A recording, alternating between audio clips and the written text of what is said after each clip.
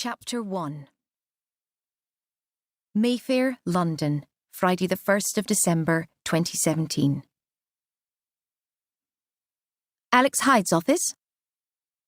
Louise Kennedy's clipped voice pierced the silence of a thickly carpeted room, whose still air was only otherwise punctuated by perfumed wafts from the snowball peonies. No, I'm sorry, she's not available. Who's calling, please? Her French manicured fingertips hovered, poised above the keyboard, the cursor on the screen flashing as she awaited the name. On the right side of the keypad, a red light was flashing. Another client incoming. She was like an air traffic controller managing the perpetual flow of aircraft coming into land. Rack 'em, pack 'em, stack 'em. I will need a name if she's to...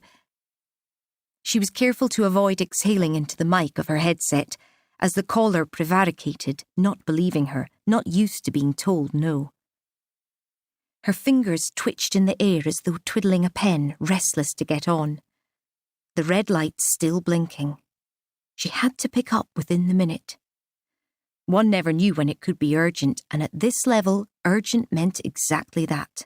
Jobs, fortunes, very lives could be on the line. No, that isn't possible. One threaded eyebrow arched as the caller's voice became more strident. Because she's in New York. Her eyes fell to the red light again. That's confidential, she said, more briskly, more than used to dealing with self-importance. It was probably the single most common defining trait of Alex's clients. It was probably what enabled them to become one of Alex's clients in the first place. But I can ask her to call you. Does she know what it's in regard to? Her fingers twitched again. Outside, the blue lights of an ambulance whirled past the mint-grey slatted windows. The woolly white sky tumbled thick with rain clouds. People in heavy coats walked past in profile, heads bent to their phones, the pavement still slick from the last cloudburst a few minutes earlier. Her lips pursed as the man talked. She had thought as much. I see, so this is a new client inquiry. His presumptive tone had suggested deep personal acquaintance, but in all likelihood they had perhaps shaken hands at a cocktail party, or Alex's name had come up at a celebratory dinner, murmured in hushed tones and passed over with the same furtive secrecy as a mason's handshake. I'm afraid we operate a waiting list, and Miss Hyde doesn't have any openings before May. Her eyes glanced across to the red light. Still there, just 10 seconds. Would you like me to book you in, and we'll be in touch nearer the time? Her eyebrows buckled as presumptive became didactic. He perhaps didn't realise that no one got to Alex without first going past her, and she was paid to vet the clients as much as to diarise them. Well, as I said before, Miss Hyde is not in the country at the moment, and I'm not at liberty to tell you when she'll be back. Now, if you'll excuse me, I have other clients trying to get through.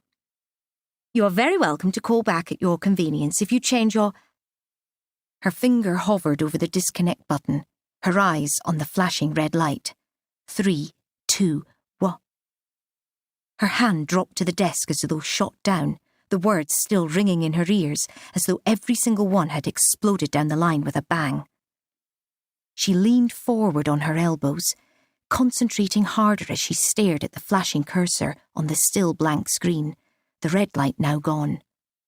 Completely forgotten, in fact. There was a long pause. I'm sorry, could you repeat that? She said finally, an uncharacteristic waver in her cut glass voice. I don't think I heard you correctly. New York, same day. Alex Hyde stared down at Wall Street.